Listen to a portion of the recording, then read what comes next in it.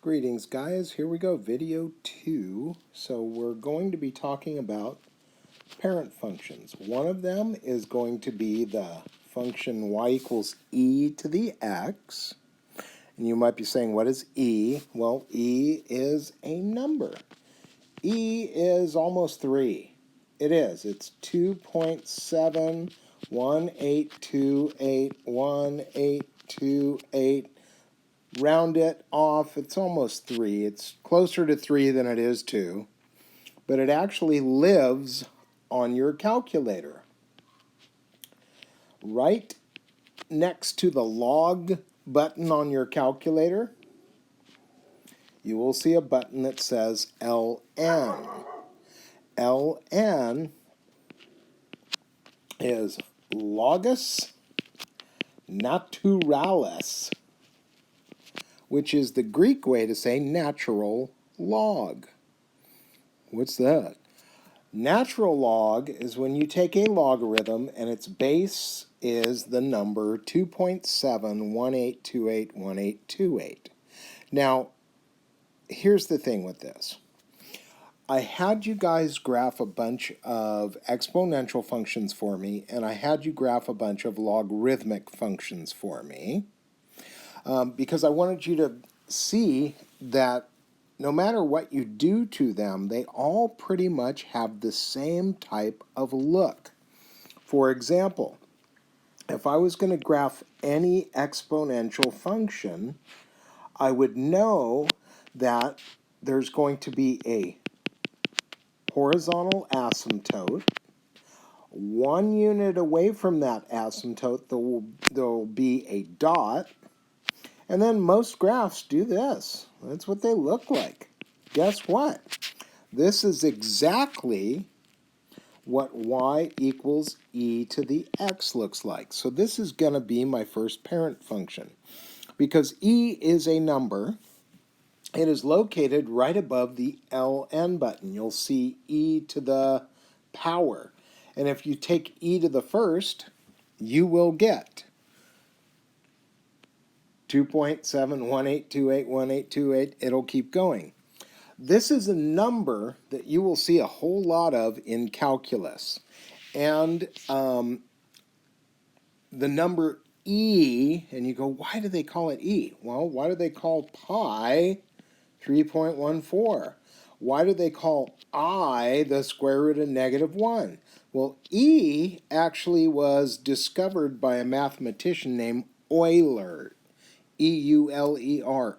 Euler is how it's pronounced.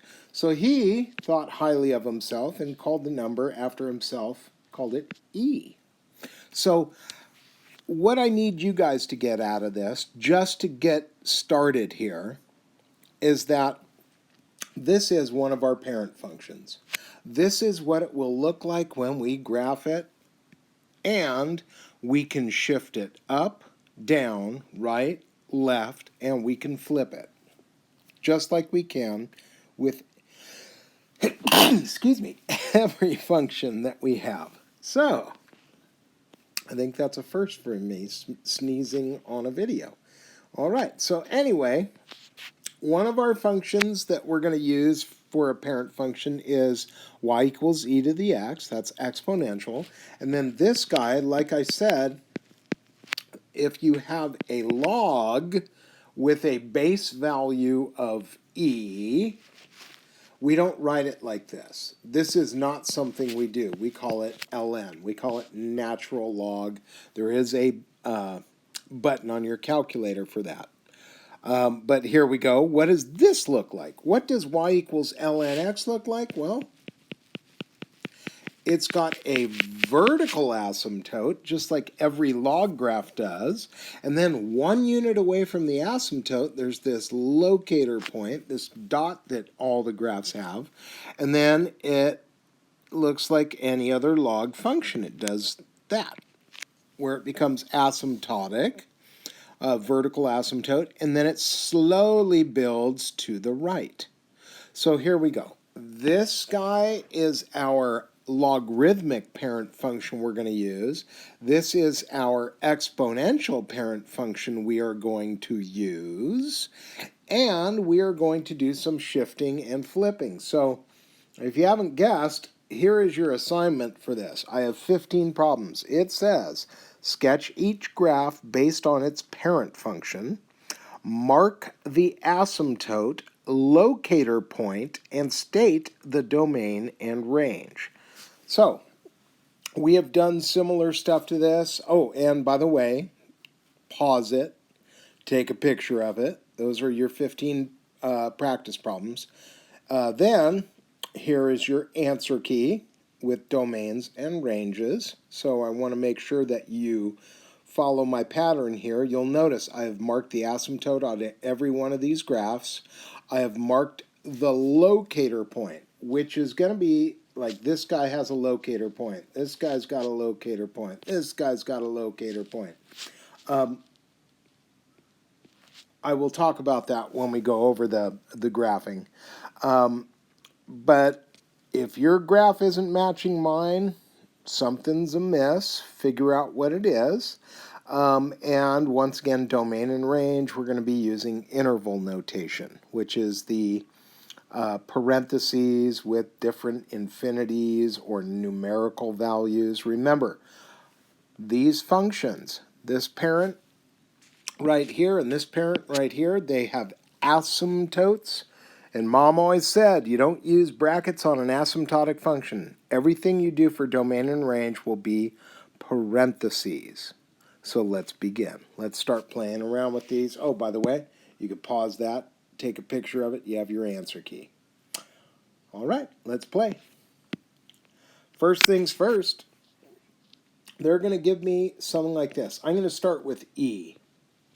E to the x plus 2 minus 3. This is, we're going to do the opposite same thing. Remember, when you see it like this, you're setting this, you're pretending this chunk right here, what would you have to plug in for x to make this thing equal 0? You'd have to plug in -2. So what that tells me is my graph is going to go left 2, and then, did you guess it? This is down 3. Now here's the thing though. When you shift this function, when you shift this parent, this guy right here, this vertical shift going down 3, this is going to relocate your asymptote. So whenever you do these problems, I always say, follow the asymptote.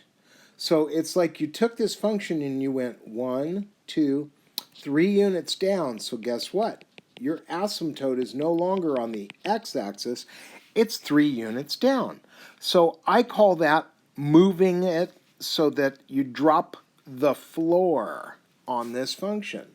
Now normally this function would then go 1 unit above, and I'd go like this. But don't pull the trigger too quick. You're going to go left 2 units. So I'm going to get rid of those. So I'm going to go left 2 units, which means I would go 1 unit above the asymptote, 1 unit above, but I'd start 2 units to the left, and then I could sketch this graph. And remember, these are rough sketches of these functions. And this guy right here is the locator point. So the locator point, I'm just going to ask you to mark it. And when we do take the test for this unit, I will totally look for that. It's 1 unit away from the asymptote, always. 1 unit away from the asymptote. Okay, and then what do we have? Well, it goes this way forever, it goes left forever, it goes right forever. But it's going up. Yeah, but it's going right when it goes up. Remember, domain does not care about sideways. Range only cares about how low is the graph, how high is the graph, and we always read range from the bottom up. So the bottom of this graph is at the asymptote at -3. But it never touches the asymptote, so we do not put a bracket. We put a parenthesis. So there's my first example. Now, let's play. We're going to do another one. But this time, whoop, come on, there it is.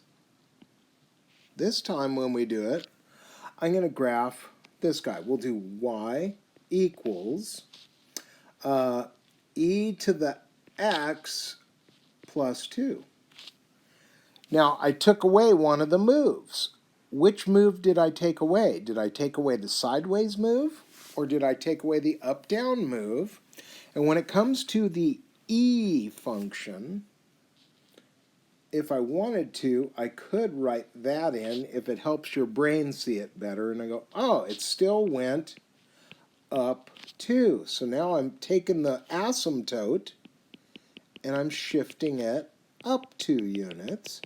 I am not going to go sideways at all. I'm going 0 motion sideways. So I'm going to go 1 unit above, dink, and I would sketch my graph. Okay. Could I tell you the domain and range of that? Sure, I could say the domain goes like this. In fact, no matter what you do to an exponential function, its domain will always be that answer. But its range can change. Ooh, that's a fresh run. So I would say 2 is the floor of this one, and then it goes upward. So I could say 2 comma infinity. Now, I wanted to do this right on the same graph. So I'm going to grab a red pen, and I'm going to make this a negative. And what would that do to me? Well, that would flip my graph. Now, there's 2 kinds of flips. We learned that when we were going through the inverse section. There could be a negative on the function, or there could be a negative on the variable. When the negative is on the function, that is going to be a top to bottom flip. So what does that do to this picture? Well, instead of going up 1 unit, I would have gone down 1 unit. And my graph would have looked like that. So how does that change things? Would my domain be the same? Sure, my domain, it goes to the left forever. It goes to the right forever, no matter what you do to an e function. You can't change that. But now, this asymptote is no longer a floor, it's a ceiling. It's the top of my function.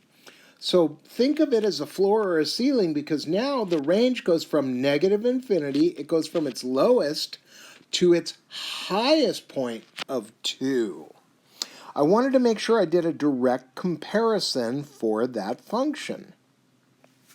Now, let's just throw one more picture in here, because I could have not done this. Nah. But I could have done this. What if I had stuck the negative on the x? This would still be my asymptote. It would still be my asymptote. Vertical motion will be the asymptote of any exponential function. But what would happen if the negative was on the variable? When the negative's on the variable, that's a side-to-side flip.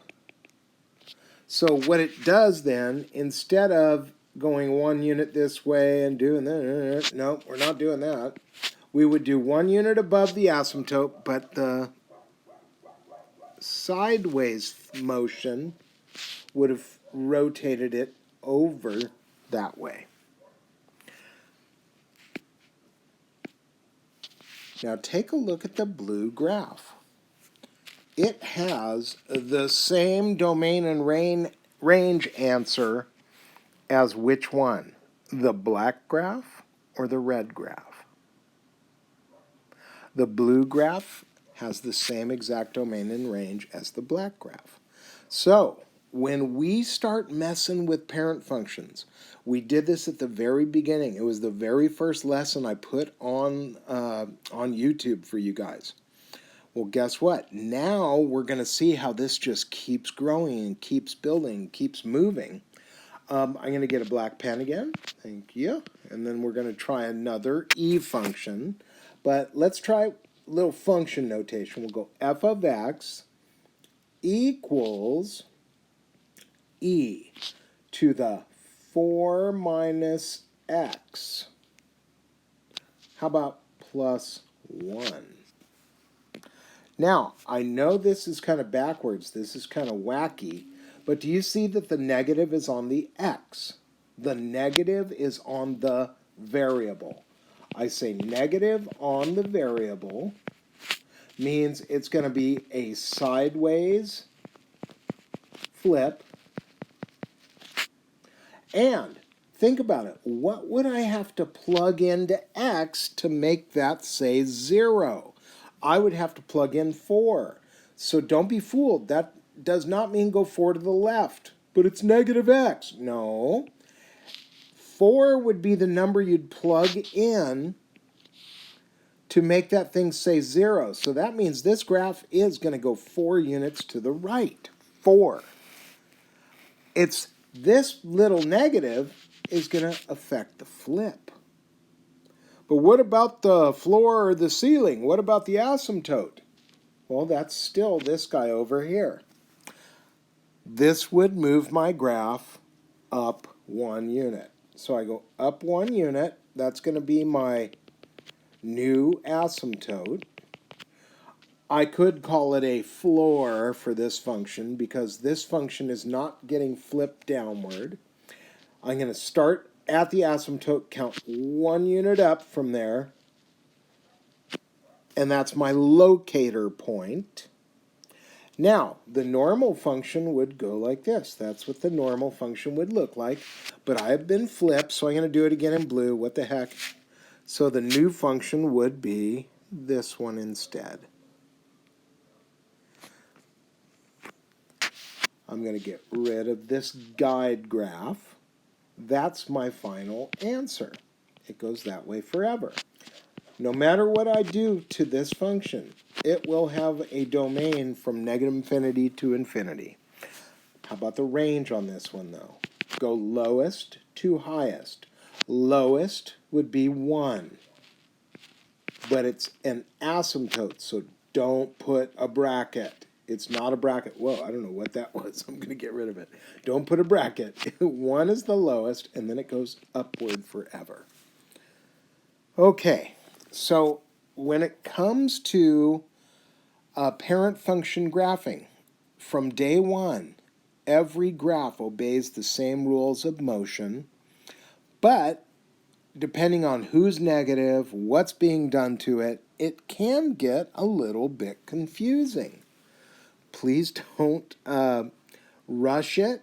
Just go one step at a time and realize the rules never change once you know what they are. Now, let's do one more that's an e function, and then we'll go on to some log function sketches. But, I'm going to use y equals, or I'm going to use g of x, f of x, whatever. So let's do this one. I'm going to do a negative e to the negative x minus 4. Look at all those negatives. Oh my gosh. So what the heck?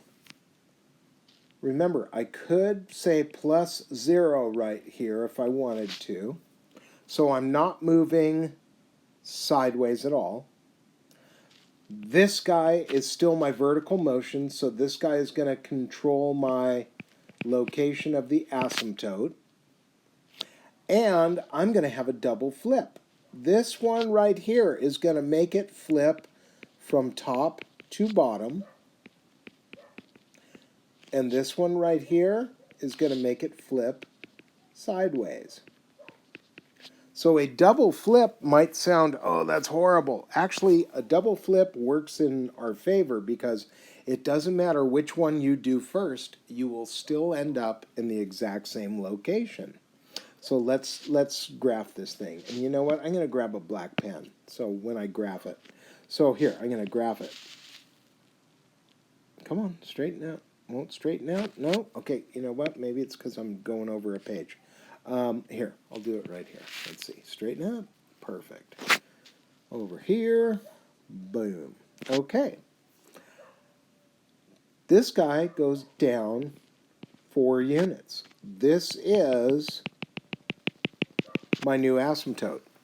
Normally, this graph would go 1 unit above and then go like this. Now, I call this drawing in a guide graph.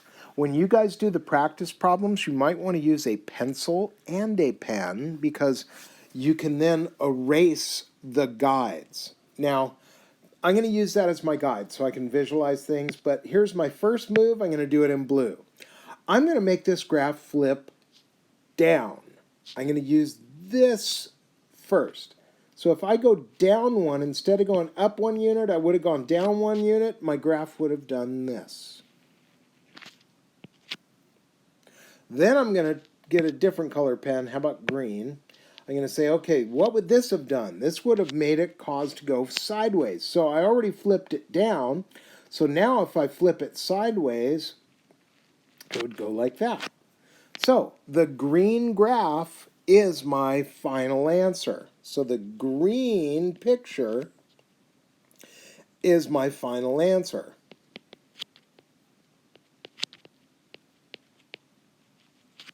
For this occurring and for this occurring. But you know what? Look, if I had done it this way first, let's get a different color. If I had taken the original guide graph and gone sideways first, I would have been there. And then if I had flipped that down, I'd be in the exact same spot as that green graph. So it can get kind of complicated looking, but when there's no flippage involved, you'd have that black picture. If you just flip sideways, you'd have the red picture. If you just flip down, you would have had the blue picture, and if you do both flips, you're at the green picture. It takes practice, and you can always check your answer with a graphing calculator. That's the nice thing. However, I have warned you, graphing calculators are notorious for not being able to draw any kind of vertical asymptote. But that's why the locator point for all these graphs, the locator point is so important. Because your locator point has got to be 1 unit away from that asymptote, so you should always be able to name the locator point for me, and that's your key to checking it with a graphing calculator. Now, just for this lesson, just for this lesson, I'm gonna get rid of all these little guide graphs and everything. I'm just gonna get rid of that red there. Oop, oh my God, let's undo that. Oops. Okay, so let's go back to the green. Boom. Oh my God, that's red. Go back to the green. You know what? I'm just gonna draw over it. What's the domain? No matter what I do to it, it goes to the left forever, it goes to the right forever. Even though it's going down, it's also going left. What's the range? Well, think of it once again. Does this graph have a floor or a ceiling? This graph has a ceiling. It goes down forever. But it tops out. Whoops. Oh my God, I don't know what I did. It tops out. The highest point it hits is at -4. But it does not have a bracket. Oh my God, never put a bracket on an asymptotic function. That's where the boundary is, but the boundary is never touched. Okay, we did some e functions. Let's take a look at natural log.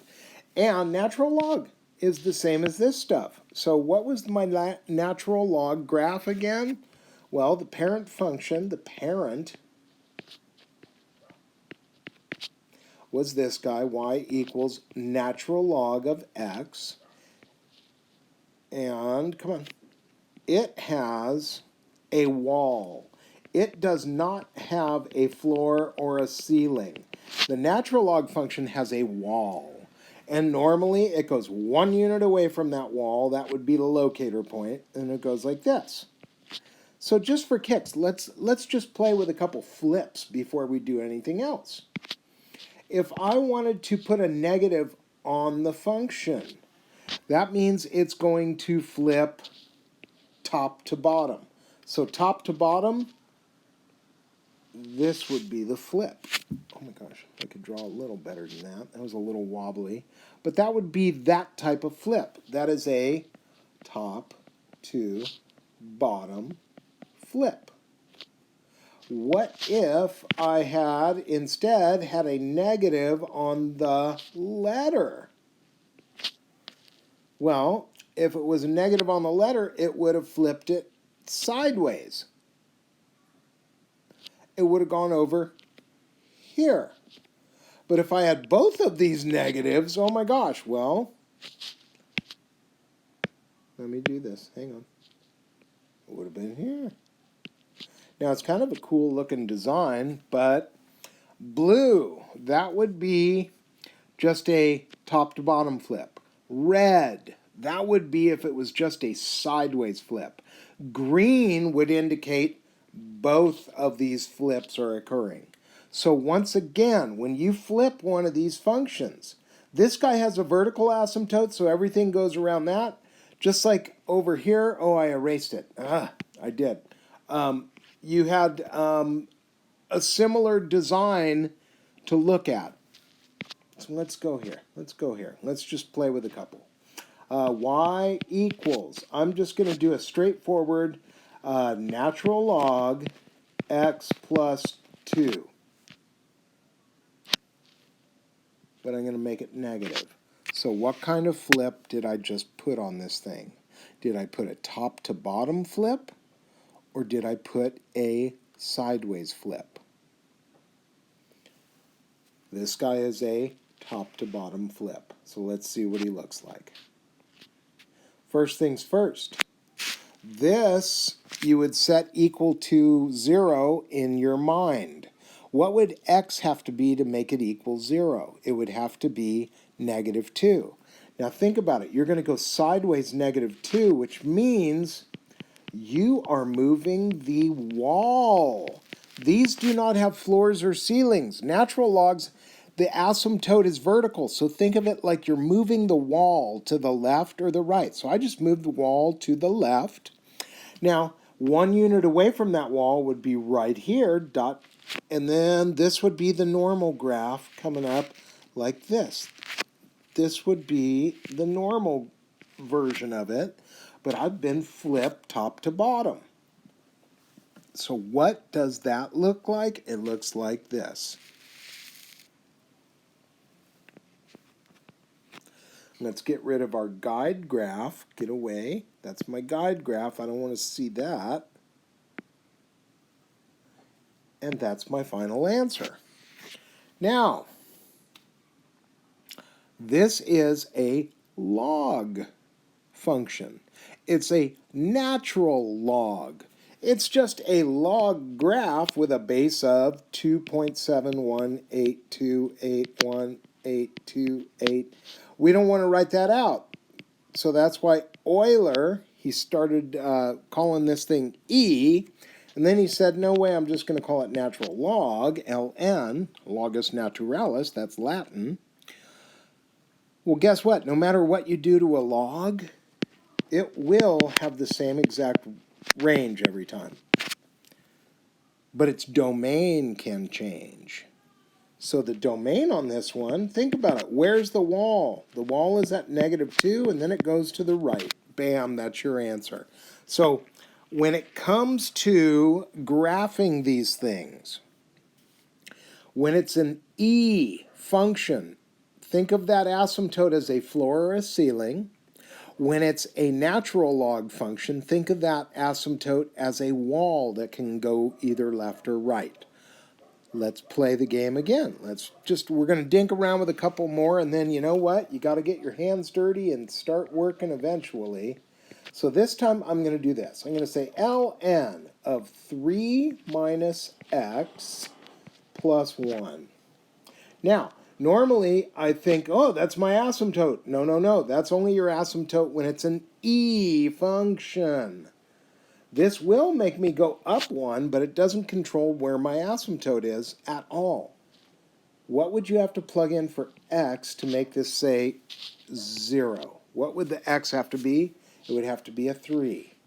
If I plug in x equals 3, 1, 2, 3, that's where my wall is. I'm not talking about floors and ceilings. This is a log function. I got a wall that I just moved. Now here's the other thing. That negative is on the variable. It's not out front. It's not on the function. It's on the variable. So that is a sideways flip. That's a sideways flip. So what does this mean? Well, I'm going to go up 1. Don't forget, we have to go up 1. But normally my graph would go 1 unit away from the asymptote. Normally it would look like this. It would. But this is a sideways flip, so I'm going to flop it over the other side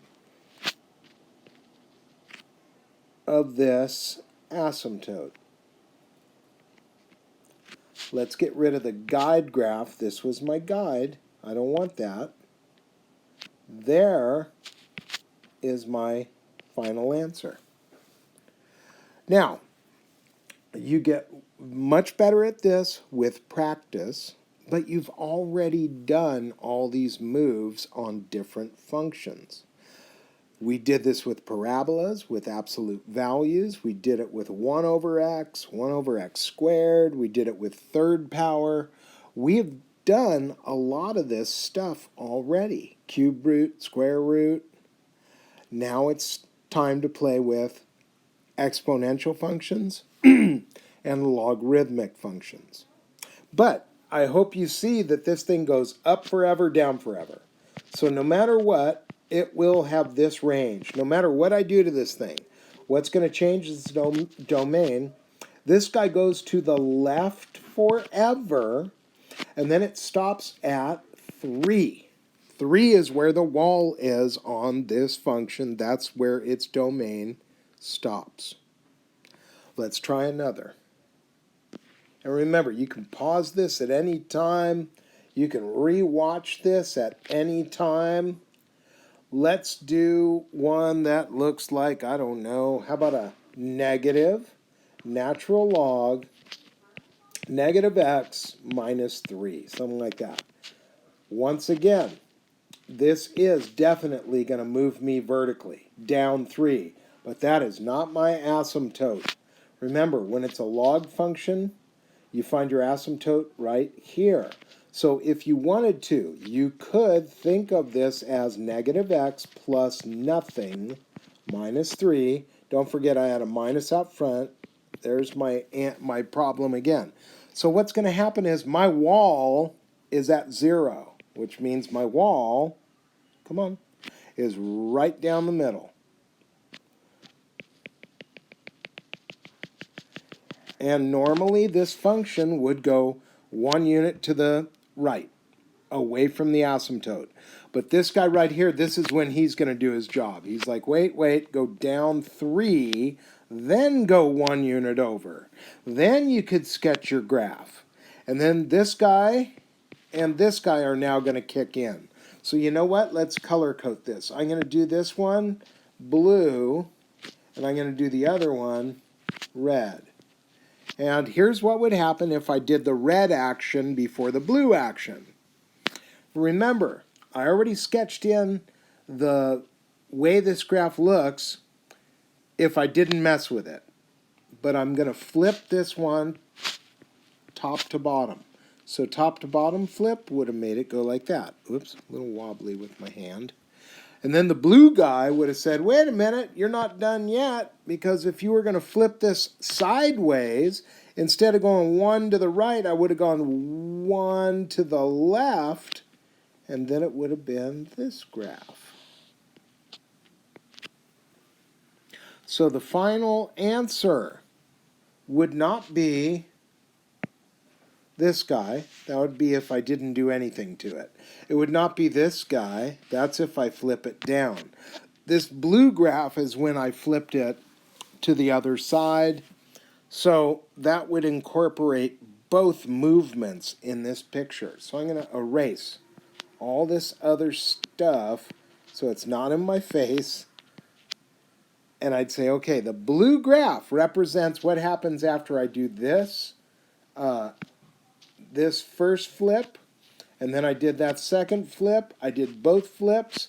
This made my graph go down 1, 2, 3 units, but still 1 unit away from the asymptote. That's the locator point. So when we start playing with this, that locator point would just be -1, -3. That's its name. Now, on the answer key, I didn't ask you to name the locator point. I just said mark it so you can see where it is. So just give me that big dot, and that's good enough. But which one of these two answers will never change for a logarithmic function, the domain or the range? The range won't change. It goes down forever, it goes up forever. Now the domain, though, it will go to the left forever. It will hit its barrier, its wall, at 0. That is where it will hit the wall. Okay, now this lesson is one of those lessons. This is why I told you guys you got to get your t-table graphs done first so you get an idea of what log graphs look like and what exponentials look like. But since you know they always look the same, they have the same type of vibe. Let me go all the way to here. I mean, that's what an exponential graph looks like. This is what a logarithmic graph looks like mostly. Then we start playing with, let's shift these things around. So here's the 15 questions I want you to try. And then check your answers. Do the problem, then check it. Do the next problem, then check it. Do the third problem, then check it. Don't try to do all of them and then go back and look and go, oh crap, I got them all wrong. Do one at a time because it really does take practice to get really good at this. But with 15 practice problems, I have a feeling by the time you get to the last one, you're pretty successful at this. Also, domains and ranges. And notice, every time I graph something, you can clearly see where my locator point is. That's how we're going to use it to check it on the calculator. I'll show you that when we're in the Zoom room. Okay, so there's your answer key. There's your practice. Good luck, and don't forget to ask questions if you get stuck. Alrighty, that's it.